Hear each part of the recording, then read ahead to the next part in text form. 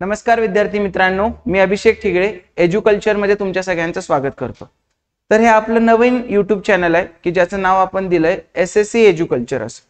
ठीक आहे, तर या चॅनलवर आपण स्टाफ सिलेक्शन कमिशन म्हणजे SSC यांच्या मार्फत ज्या एग्जाम होतात त्याविषयीचे चांगले चांगले व्हिडिओ घेऊन तुमच्यापर्यंत यायचा प्रयत्न असणार आहे।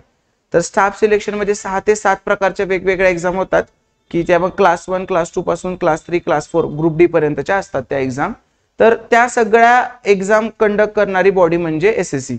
तर त्यांच्याविषयी माहिती देण्यासाठी हे मी YouTube चॅनल सुरू केलेलं आहे। याच्याविषयीचे जे कोर्सेस वगैरे असतील ते आपल्या एज्युकल्चर ॲपवरच असतील, पण आपण YouTube चॅनल फक्त याचं वेगळं करतोय, ॲप्लिकेशन आपलं तेच आहे। बरेच जण मला UPSC आणि MPSC च्या माध्यमातून ओळखत असतील, तर आता हे SSC साठी आपण हे नवीन YouTube चॅनल केले। तर जे तुमचे मित्र SSC ची तयारी करत असतील, फॉर एक्झाम्पल CGL असेल, CHSL असेल, परत GD असेल, CPO असेल, MTS असेल, ज्या पण एक्झाम स्टाफ सिलेक्शन कमिशन ही बॉडी कंडक्ट करते त्या एक्झाम विषयीची सगळी माहिती तुम्हाला या चॅनलवर मिळेल। जर तुम्ही या चॅनलवर नवीन असाल, बहुत करून सगळे नवीनच असणार आहेत कारण हा आपला पहिला व्हिडिओ आहे, तर नक्की या चॅनलला सबस्क्राइब करून ठेवा, जेणेकरून SSC एक्झाम विषयी ज्या काय माहिती असतील त्याची तुम्हाला इत्तंभूत आणि योग्य अशी माहिती देण्याचा मी प्रयत्न करेन। ओके, आज मी तुमच्या समोर आलेलो आहे की SSC ची सगळ्यात फेमस असलेली जी एग्जाम आहे ती म्हणजे CGL कंबाइंड ग्रॅज्युएट लेवलची एग्जाम।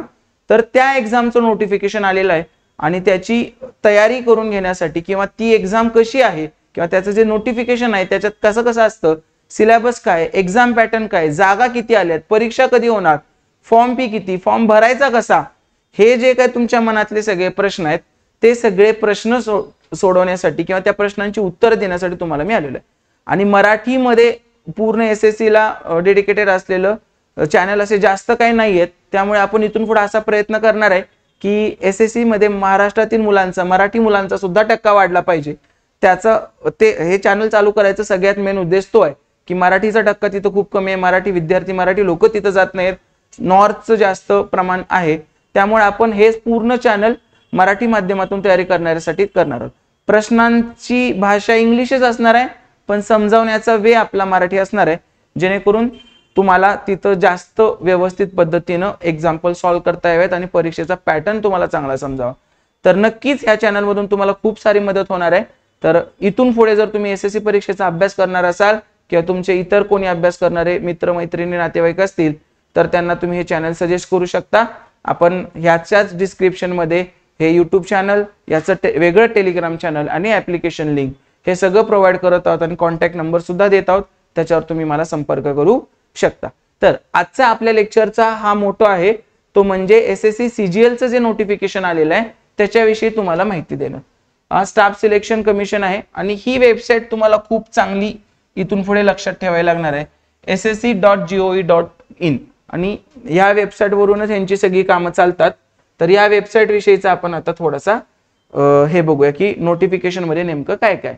तर हे CGL चं नोटिफिकेशन आहे, combined graduate level 2025, combined graduate level 2025, याला CGL असं शॉर्ट फॉर्म मध्ये म्हणतात, कंबाइंड ग्रॅज्युएट लेवल। तर फॉर्म कधीपासून भरू शकता तुम्ही? 9 जून पासून फॉर्म भरायला सुरुवात झाली आहे, 4 जुलै पर्यंत तुम्ही या परीक्षेचे फॉर्म भरू शकता। 4 जुलैला रात्री 11 पर्यंत फॉर्म भरायची शेवटची डेट आहे आणि फॉर्म फी भरायची 5 जुलै, पण तुम्ही 4 जुलै लक्षात ठेवा। आणि मी तर म्हणतो 4 जुलै पण नाही, या महिन्याच्या एंडला जून मध्येच तुम्ही फॉर्म भरून झाला पाहिजे, कारण यांचा खूप मोठा असा हे आहे की बाबा शेवटच्या दिवसात यांची वेबसाईट काही चालत नाही, आजपर्यंतच्या अनुभवावरून तुम्हाला मी सांगू शकतो। तर करेक्शन एक विंडो असते, जरा वेगवेगळ्या प्रकार आहेत हे करायचे, ते करेक्शन विंडो एक देतात तुम्हाला, 9 जुलै ते 11 जुलै तुम्ही सगळं व्यवस्थित भरलंय का ते पण तुम्हाला करायला लागतं, मग नंतर ते कन्फर्मेशन करतात की तुम्ही फॉर्म बरोबर भरलाय का नाही। तर टियर 1 दोन प्रकारच्या परीक्षा असतात, एक टियर 1 ज्याला आपण प्रिलिम्स म्हणू शकतो आणि एक टियर 2 असते। टियर 1 आणि टियर 2 आपल्या भाषेत हे प्रिलिम्स आणि हे मेन्स आतापर्यंतचं, ठीक आहे। तर ह्या प्रकारच्या दोन एक्झाम असतात। तर ते म्हणले की 13 ऑगस्ट ते 30 ऑगस्टच्या दरम्यान आम्ही प्रिलिम्स घेणार आहे, टियर 1 घेणार आहे, आणि डिसेंबर 2025 मध्ये आम्ही याची टियर 2 किंवा मेन्स असं म्हणू शकतो ती आम्ही घेणार आहे। आणि तुम्हाला काही डाऊट विचारायचे असतील तर ते एक टोल फ्री नंबर देतात आणि मोस्ट ऑफ द टाइम ते उचलतात फोन असं म्हणू आपण, आणि तुमच्या शंका तिथं तुम्ही सॉल्व्ह करू शकता।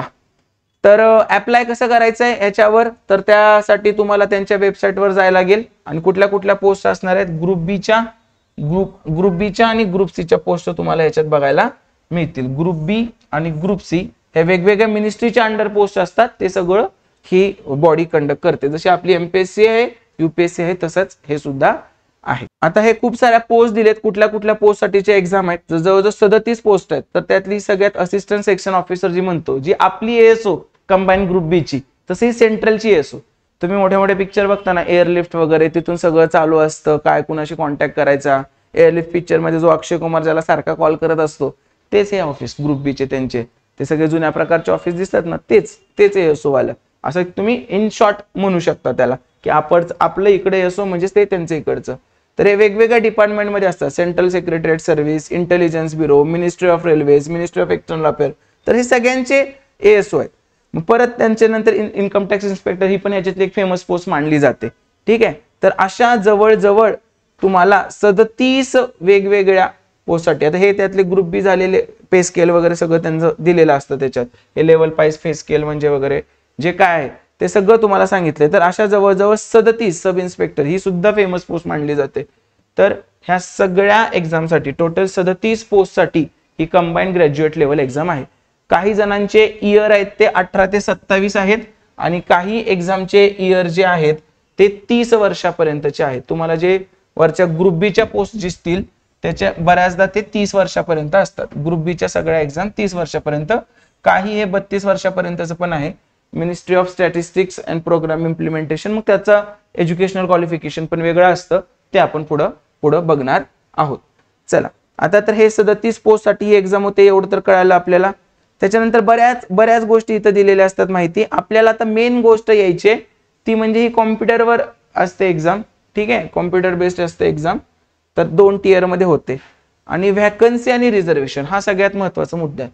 तर ह्याच्यामध्ये आपल्याला थोडंसं दिलासादायक इथं बघायला मिळतं, म्हणजे जे स्वप्नवत आपण समजतो आपल्या एमपीएससीच्या फील्डमध्ये, तर तसं इथं नाहीये. तर इथं तुम्हाला एक चांगला आकडा इथं बघायला मिळेल की 14,582 व्हॅकन्सीज आहे. 14,582 व्हॅकन्सी अप्रॉक्सिमेटली. ह्याच्यात परत वाढच होते, कमी तर काय होणार नाहीत. आतापर्यंत जेवढी डिमांड केलेली आहे तेवढी 14,582 व्हॅकन्सीची डिमांड केलेली आहे. मग ती कॅटेगरी वाईज प्रत्येक ठिकाणी वेगवेगळी असणार आहे, रिझर्वेशन वगैरे जे जसं असेल तसं त्या पद्धतीनं.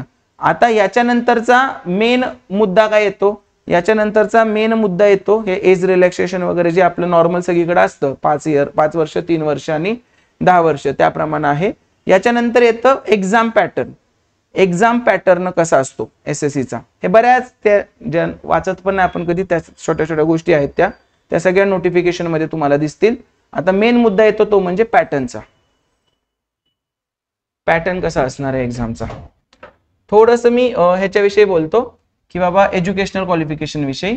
तर जास्त काही वेगळं नाहीये. 2 ह्याच्यात एक्झाम अशा असतात, 2 पोस्ट अशा आहेत की त्याला तुम्हाला एक एज्युकेशनल क्रायटेरिया लागतो. ज्युनियर स्टॅटिस्टिकल ऑफिसर म्हणून आहे, त्याला एक वेगळा क्रायटेरिया लागतो. Bachelor degree in any subject from recognised university or institute with at least 60% mark in mathematics at 12th standard. म्हणजे मॅथ्स पाहिजे तुम्हाला 12th स्टँडर्डला.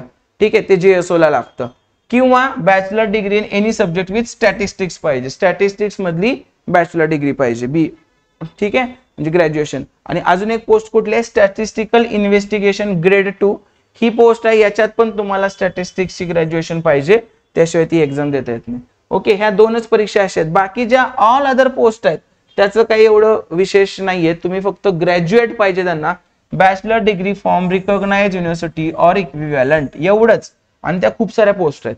ह्या 2 पोस्ट सोडल्या ना, सगळ्या पोस्टला कोणीही परीक्षा देऊ शकतं. फक्त तुम्ही काय पाहिजे, ग्रॅज्युएट. कारण परीक्षेचं नावच आहे कंबाईंड ग्रॅज्युएट लेवल. जशी आपली कंबाईनची एक्झाम तसंच आहे, कंबाईंड ग्रॅज्युएट लेवल. अशा पद्धतीची ही एक्झाम असते. आणि कोण कोण करू शकतं, the candidates who have appeared in the final year of their graduation can also apply. जे आता आहेत फायनल इयरला ते सुद्धा अप्लाय करू शकतात, पण 1 ऑगस्ट 2025 पर्यंत त्यांनी ग्रॅज्युएशन कंप्लीट केलं पाहिजे. आता तुम्ही फॉर्म भरा, पण 1 ऑगस्ट 2025 ला च्या आतमधली तारीख तुमच्या मार्कशीटवर किंवा डिग्री सर्टिफिकेटवर पाहिजे, असं त्यांना म्हणायचं आहे. तर ठीक आहे, तर हे सगळं झालं. आणि आता मेन मुद्दा येतो तो म्हणजे आपला पॅटर्नचा. तर कशा पद्धतीनं पॅटर्न असतो याचं, हे सेंटर वगैरे दिलेत, खूप सारे सेंटर आहेत, तुम्हाला काही कमी पडणार नाहीये. चला आता इथे येतो pattern. Scheme of the examination. तर स्कीम ऑफ द एक्झामिनेशन काय, 2 टायर मध्ये असते, टायर 1 टायर 2. आपण प्रिलिम्स आणि मेन्स असं त्याला इन शॉर्ट म्हणू शकतो. तर अशा पद्धतीने ही एक्झाम होते आणि फी वगैरेचं पण पुढे बघू, पण ते बऱ्याच गोष्टी आहेत त्याच्यात की बाबा आन्सर करेक्ट करायला वगैरे ते फी वगैरे ते सगळं सांगितलेलं असतं त्यांनी, काय चुकीचं असेल तर. आणि पॅटर्न आहे तो असा, हा आहे टियर 1चा पॅटर्न, हा आहे टियर 1चा पॅटर्न. हे सगळ्यात महत्वाची गोष्ट आहे टियर 1चा पॅटर्न. काय 4 सब्जेक्ट आहेत. सगळ्यात पहिला आहे जनरल इंटेलिजन्स अँड रिझनिंग, म्हणजे थोडक्यात बुद्धिमत्ता चाचणी. ओके. दुसरा आहे जनरल अवेअरनेस, म्हणजे जीके. यांचं जीके असतं जास्त करून जीएस पेक्षा. ठीक आहे. क्वांटिटेटिव्ह ऍप्टिट्यूड म्हणजे ह्याला तुम्ही मॅथ्स म्हणू शकता, अंकगणित. आणि इंग्लिश कॉम्प्रिहेन्शन, मग ह्याच्यात पॅसेज आणि ग्रामर ह्या सगळ्या गोष्टी येतात. 100 प्रश्नांची परीक्षा असते. 25 25 25 4 सेक्शन मध्ये डिवाइड होतं आणि एक प्रश्न 2 मार्काला. अशा पद्धतीनं एका तासात तुम्हाला 100 प्रश्न सोडवायचे असतात आणि हाच याचा मेन टास्क आहे, एका तासात 100 प्रश्न सोडवणे. ठीक आहे. हे झालं टियर 1चं. मग 1 तास 20 मिनिटं फिजिकली हँडिकॅप लोकांना, स्क्राईब वर असेल त्यांचा तर त्यांना मिळतात. ठीक आहे. मग हे सगळं ऑब्जेक्टिव्ह आहे आपलं नेहमीप्रमाणे. आणि त्यांनी काय म्हणले, the question will be set both in English and Hindi except for English. म्हणजे बाकी सगळे प्रश्न, म्हणजे मॅथ्सचे प्रश्न, रिझनिंगचे प्रश्न आणि जीके जीएसचे प्रश्न हे इंग्लिश हिंदीमध्ये येतात. फक्त इंग्लिशचे प्रश्न तुम्हाला इंग्लिशमध्ये असतील. आणि निगेटिव्ह मार्किंग आहे इथे, निगेटिव्ह मार्किंग 0.50 आहे, म्हणजे 1/4 आहे. 2 पैकी 0.50 जाणार चुकल्यावर. ओके. हे झालं टियर 1. मग त्याच्या खालीच टियर 2 एक्झामिनेशनचं पण दिलंय त्यांनी. टियर 2 एक्झामिनेशन मध्ये 2 पेपर असतात, पेपर 1 आणि पेपर 2. पेपर 1 सगळ्यांना कंपल्सरी आहे, पेपर 2 ते मगाच्या ज्या पोस्ट होत्या ना त्यांच्यासाठी असतं फक्त. तर पेपर 1 मध्ये काय असतं, एक सेशन काय होतं तुमचं, एक सेक्शन काय असतो, मॅथमॅटिक्सचा असतो आणि रिझनिंगचा असतो. बरोबर. त्याचे नंबर ऑफ क्वेश्चन 30 आणि 30 असे 60 असतात आणि एक प्रश्न 3 मार्काला असतो. अशा पद्धतीने 180 मार्काचा एक सेक्शन होतो पेपर 1 मधला, सेक्शन 1. सेक्शन 2 काय असतो, सेक्शन 2 असतो तो म्हणजे इंग्लिश लँग्वेज अँड कॉम्प्रिहेन्शन आणि जनरल अवेअरनेस. तर त्यात इंग्लिशचे 45, जनरल अवेअरनेसचे 25 असे 70 प्रश्न असतात आणि 70 त्रिक 210 मार्क असतात. ठीक आहे. म्हणजे ते 180 मार्क, हे 210 मार्क, हे असे झाले एक सेक्शन. आणि सेक्शन 2 झाला. आणि सेक्शन 3 काय असतो, तर कॉम्प्युटर नॉलेज टेस्ट असते. ह्याच्यात तुम्हाला टायपिंग करायचं असतं, पण त्यासाठी वेगळ्या सर्टिफिकेटची गरज नाही, ते परीक्षेमध्येच त्यांनी घेतलंय. आपल्या इथं कसं वेगळी टायपिंगची परीक्षा देऊन तुम्हाला आधी क्वालिफाय करायला लागते मग वगैरे वगैरे, तर इथं नाही. कोणी पण या, तुमच्याकडे टायपिंग सर्टिफिकेट नसेल चालेल, पेपर मध्येच मेन्सला तुम्ही गेला, टियर 2 ला तुम्ही गेला की थोडा एक गॅप असतो, 10 मिनिटं प्रॅक्टिसला देतात आणि 15 मिनिटाची परत टायपिंगची टेस्ट असते. तर 15 मिनिट तुम्हाला मिळून जातात इथे सेक्शन 3 मध्ये. मग ह्याला पण काय रे 60 मार्काचं वेटेज असतं. तर अशा प्रकारे ही परीक्षा असते. आणि परत काय, सेक्शन कॉम्प्युटर नॉलेज, हे कॉम्प्युटर नॉलेज टेस्ट आहे, हे कॉम्प्युटर नॉलेज टेस्ट आहे, म्हणजे इथं कॉम्प्युटरचे प्रश्न असतात. आणि त्याच्यानंतर मग सेक्शन 4 असतो आणि हे दोन्हीचं मिळून आहे, सेक्शन 3 आणि सेक्शन 4 मिळून डेटा एंट्री, ते याच्यात सांगायचं होतं मला. तर हे दोन्ही मिळून तुम्हाला सगळं करायचं असतं की 15 मिनिटात हे दोन्ही सेक्शन, कॉम्प्युटरची टेस्ट पण ते 20 प्रश्न आणि एक थोडासा एक पॅसेज देतात तो टाईप करायचा, ते सेक्शन 3 आणि सेक्शन 4 मध्ये येतं. आणि हा सेशन 2 असतो, जरा ह्याच्यामध्ये गॅप देतात. हे सगळं सॉल्व्ह झालं की ह्याच्यामध्ये तुम्हाला गॅप देतात, थोडा वेळ 10 मिनिटं प्रॅक्टिसला देतात आणि लगेच ती परीक्षा घेऊन टाकतात ते. ठीक आहे. तर अशा पद्धतीने. आणि नंतर जो पेपर 2 असतो तो काय सगळ्यांना नाहीये, पेपर 2 स्टॅटिस्टिक्सचा आहे. 100 प्रश्न असतात, 2 मार्काला एक, 2 तासात सोडवायचे असतात ते. तर अशा पद्धतीने आपण काय म्हणू शकतो, पेपर 2 आहे. हा कुणाला आहे, हा कुणाला आहे पेपर 2. पेपर 1 पेपर 2 वेगवेगळा असतो. Paper 1 is compulsory for all the post and paper 2 will be only those candidates who apply for the post of junior statistical officer, ministry of statistics and program. जे मगाशी 2 post सांगितले होते की ज्याला eligibility पण वेगळी होती, अशा लोकांसाठी पेपर 2 आहे. मग आता त्यांनी इथं परत दिलाय, paper 1 will include following 4 sections. कुठले कुठले मग झाले, आता सेक्शन 1 मध्ये मॅथ्स आणि रिझनिंग, सेक्शन 2 मध्ये इंग्लिश आणि जनरल अवेअरनेस, सेक्शन 3 मध्ये कॉम्प्युटर नॉलेज टेस्ट आणि सेक्शन 4 मध्ये टायपिंग तुमचं. ठीक आहे. अशा पद्धतीने असतं.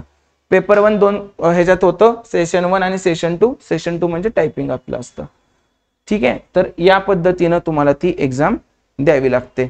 ओके, आता त्याच्यानंतर मेन गोष्ट जी येते ह्यात प्रत्येक मग ह्याचं व्यवस्थित डिटेल बायफर्गेशन केलेलं आहे. आणि त्याच्यानंतर मेन गोष्ट येते ती म्हणजे सिलेबसची येते.